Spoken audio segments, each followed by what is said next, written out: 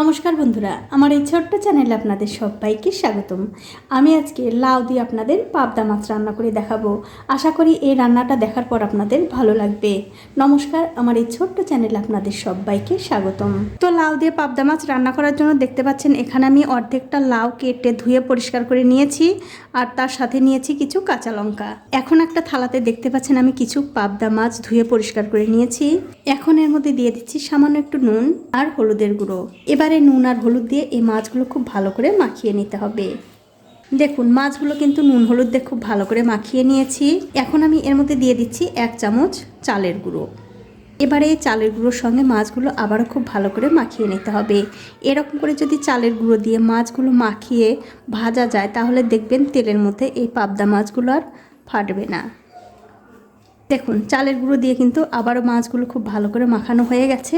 এখন আমি এগুলো একপাশে রেখে দিচ্ছি। এখন একটা কড়াইতে দিয়ে দিচ্ছি সাদা তেল।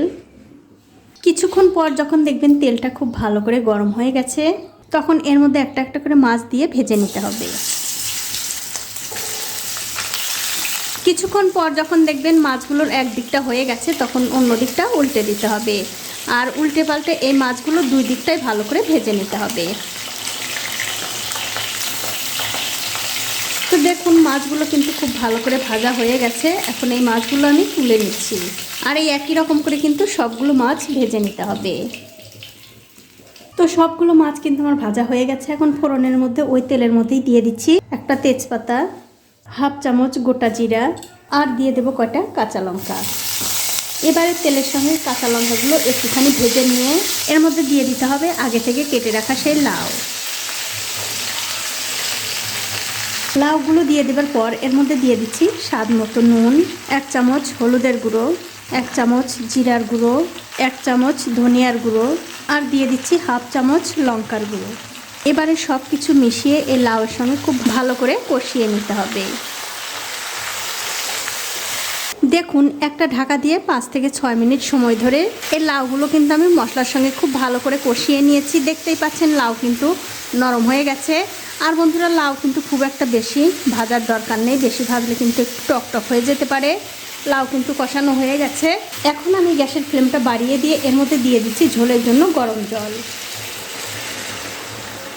তবে বন্ধুরা, লাউয়ের তরকারিতে কিন্তু ঝোলও খুব একটা বেশি ভালো লাগে না, তবে আপনাদের প্রয়োজন অনুযায়ী আপনারা দিয়ে নেবেন। আমি পরিমাণ মতো ঝোলের মধ্যে দিয়ে দিলাম। এবারে একটা ঢাকা দিয়ে 2 থেকে 3 মিনিট আগে রান্না করে নেব। 2-3 মিনিট পর আমি ওপর থেকে ঢাকাটা তুলে নিলাম। তুলে নিয়ে এই তরকারিটা আমি একটু হালকা হাতে নাড়াচাড়া করে দিচ্ছি। আর দেখতেই পাচ্ছেন লাউগুলো কিন্তু অনেকটা সেদ্ধ হয়ে গেছে। এখন আমি এর মধ্যে দিয়ে দিচ্ছি আগে থেকে ভেজে রাখা সেই মাছগুলো দিয়ে দেবার পর আবারও ঢাকা দিয়ে 5 থেকে 7 মিনিট এই তরকারিটা আমি রান্না করে নেব। তো 7 মিনিট পর ওপর থেকে আমি আবারও ঢাকাটা তুলে নিলাম। তুলে নিয়ে এই তরকারিটা আমি একটু হালকা হাতে নাড়াচাড়া করে দিচ্ছি। আর দেখতেই পাচ্ছেন বন্ধুরা, তরকারিটা কিন্তু হয়েই গেছে।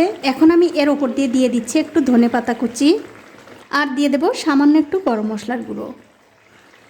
এবারে গ্যাসের ফ্লেমটা একদম লোতে রেখে এই গরম মশলার গুঁড়ো আর ধনেপাতাটা এই তরকারির সঙ্গে হালকা হাতে একটু নাড়াচাড়া করে দিতে হবে। তবে খুব সাবধানে বন্ধুরা, মাছগুলো যেন ভেঙে না যায়।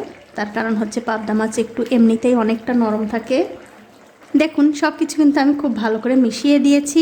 এবারে গ্যাসের ফ্লেমটা বন্ধ করে দিয়ে অন্য একটা থালাতে আপনাদের একটু পরিবেশন করেও দেখাচ্ছি কেমন হয়েছে। দেখুন, এরকম করে কিন্তু পাবদা মাছ আর লাউ দিয়ে রান্না করে গরম গরম ভাতের সঙ্গে খেয়ে দেখতে পারেন। খেতে কিন্তু ভীষণ ভালো হয়। তো বন্ধুরা, আমার আজকের এই পাবদা মাছের রেসিপিটা আপনাদের কেমন লেগেছে? যদি ভালো লেগেই থাকে অবশ্যই একটা লাইক, কমেন্ট আর শেয়ার করতে ভুলবেন না।